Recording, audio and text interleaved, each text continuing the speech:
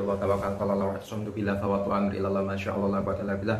Allahumma sholli wa sallim ala sayyidina Muhammadin al-fatih lima ukhliqa wal khatim lima sabaq wan nasiril haqqi bil haqqi wal hadi ila siratikal mustaqim sallallahu alaihi haqqa qadrihi wa miqdaril azim.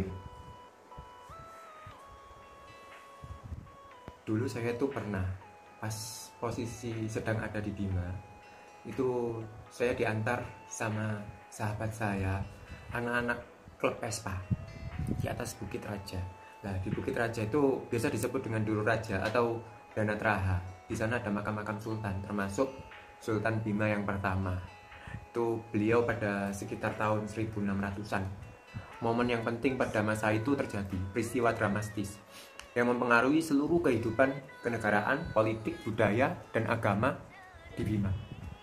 Masa transisi yang luar biasa, berawal dari Salisi, bergelar Mantau Asipaka itu mau melakukan serangkaian pembunuhan pada raja dan putra mahkota, merebut tahta kerajaan, hingga adanya intrik politik yang berdarah.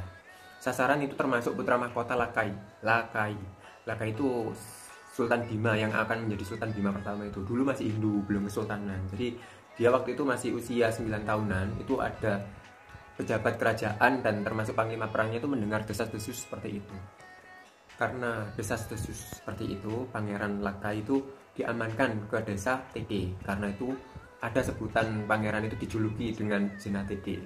Di sana bersama sepupunya Manurubata, putra dari Raja Dompu. Sekitar tahun 1621 Masehi, Jena Teke Lakai itu berangkat ke Sape, menemui utusan dari Sultan Goa, Makassar, Sulawesi Selatan.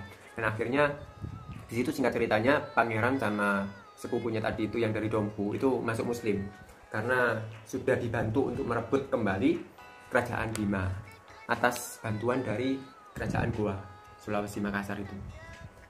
Setelah merebut kerajaan Bima itu tadi, maka Pangeran Lakai itu berubah nama menjadi Sultan Abdul Kahir.